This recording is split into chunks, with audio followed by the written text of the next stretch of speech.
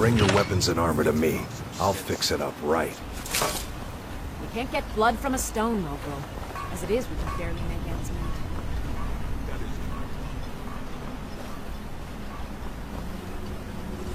Thank you for coming. After everything you've already done for Raven Rock, I hate to ask for more, but I can't risk Councillor Morvayn being killed. The Ulan family of House Hlaalu, a rival great house, has placed a death mark on the Councillor's head. It's a private matter. Let's just say they seek revenge for the execution of one of their own, ordered by Councillor Morvayn himself. The problem is, I don't have any solid proof that anyone from House Hlaalu is hidden among us. Only my suspicions. It may be justified, but it certainly isn't appreciated. Councillor Morvayn simply feels that I'm being paranoid. I'm afraid that one day I'll awaken and discover him dead.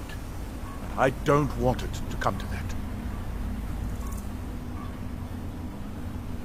I do. I've received some information from my sources that there could be elements of Ulan's house, House Hlaalu, already in Raven Rock.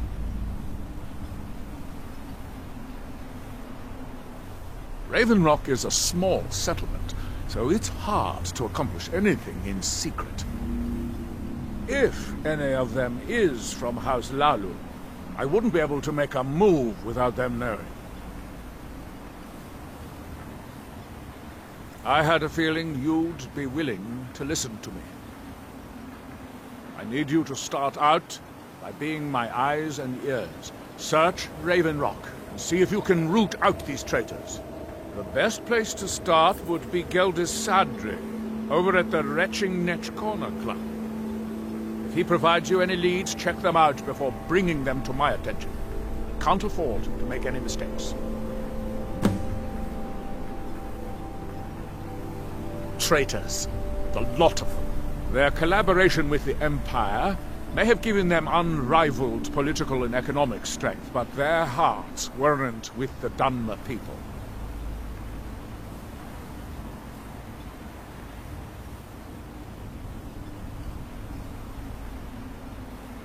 Hlaalu deserved every bit of hatred they received once the Empire released its grasp on Morrowind.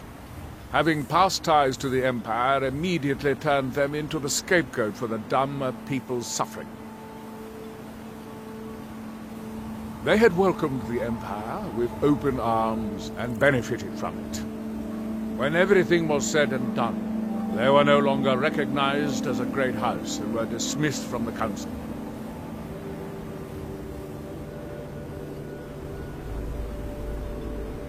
During the Oblivion Crisis, gates to the Plane of Oblivion opened all over Morrowind. The Empire pulled most of its forces out of Morrowind to deal with the gates in their own homeland, leaving us virtually defenseless. We had no standing army at the time, just uncoordinated pockets of resistance. House Redoran took charge and was slowly able to build an army. It took years, but it became a force to be reckoned with. When the Argonians invaded years later, House Redoran's army was able to prevent them from sweeping across all of Morrowind. It would be fair to say that House Redoran literally saved the Dunmer people from destruction.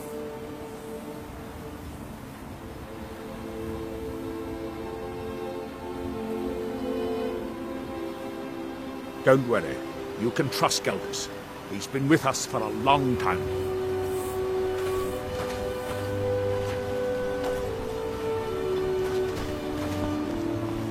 You think you have it better? Try walking the ballpark tonight.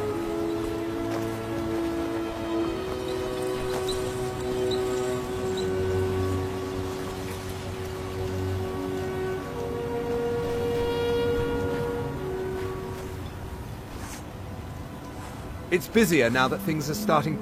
Absolutely. Here's your payment. Just what you see here.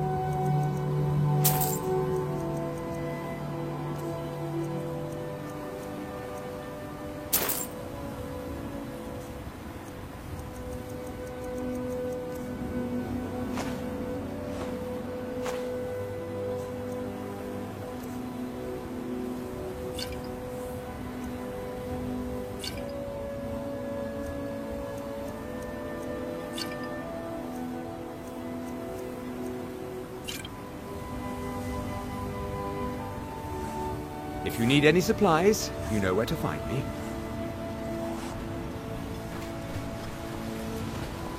Anything to report?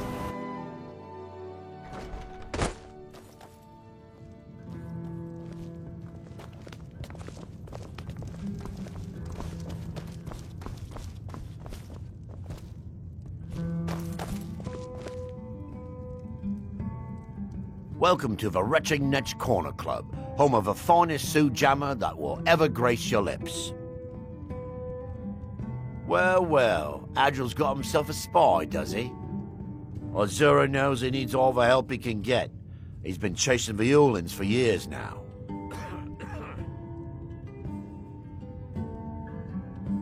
No, I just think he's going about this the wrong way.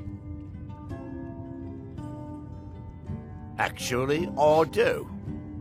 If you want to catch those slippery slaughterfish, you need to let them come to you.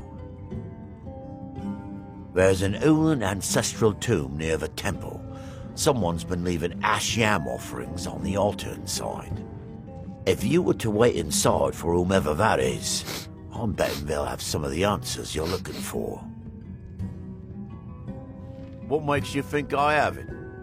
Anytime Adril and the Redoran Guard made a move, the Uhlans must have been one step ahead and didn't show up. You can thank me if it works. Until then, I'd head to the tomb and wait until your visitor shows up. When the Dunmer is laid to rest, the body is burned and returned to the ashen soil.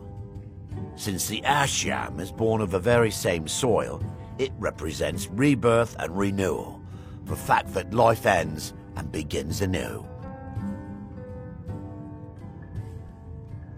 Back in 95, Vila Uhlin came to Raven Rock with a plan to take over our town.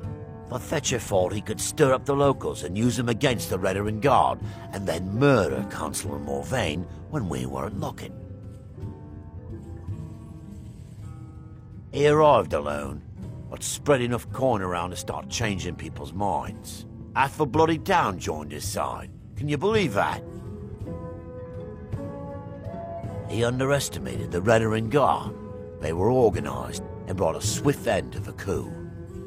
Vila tried to run, but he was caught by Captain Veleth himself.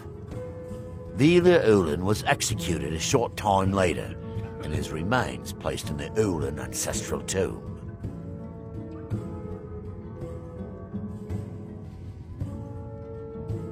Safe travels, Outlander.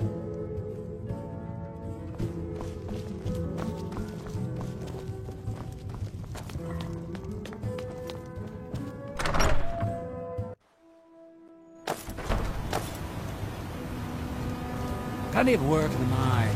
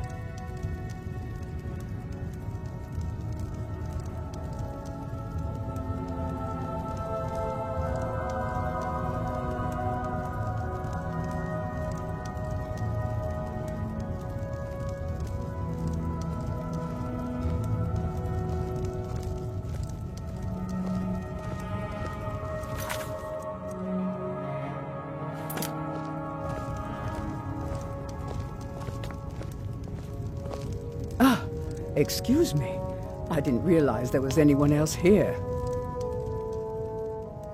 I presume the same thing you're doing, leaving an offering for the departed. Forgive my surprise. It's just that I wouldn't expect that sort of behavior from someone who isn't Dunmer. Since there aren't any Ulans left on this island, I've taken it upon myself to leave the traditional offering in their stead.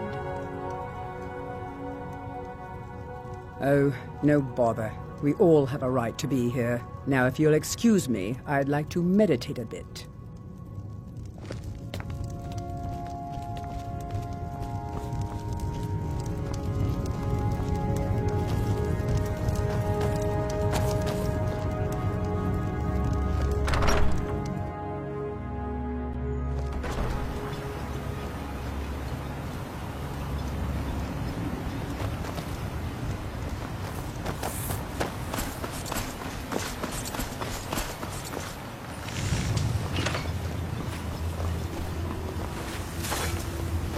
I hope Geldis proved useful.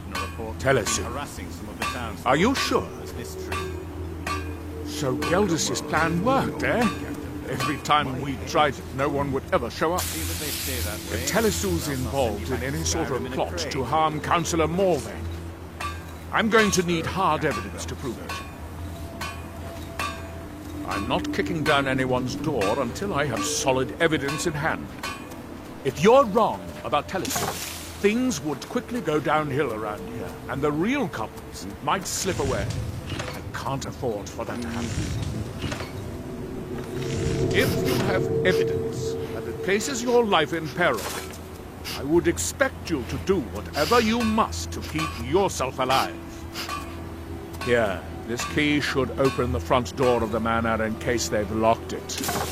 Good luck. Lord, you need to talk some sense. Telesu is wife to the family patriarch, Get Ben. blood from a stone. They have a single child, a daughter named Miriam. They arrived here 10 years ago and have been nothing but a benefit to Raven Rock ever since. They're quite wealthy, and they've been quite generous by sharing their fortune with the community. They've contributed coin, food, supplies, even helped repair a few of the buildings in town with their own hands.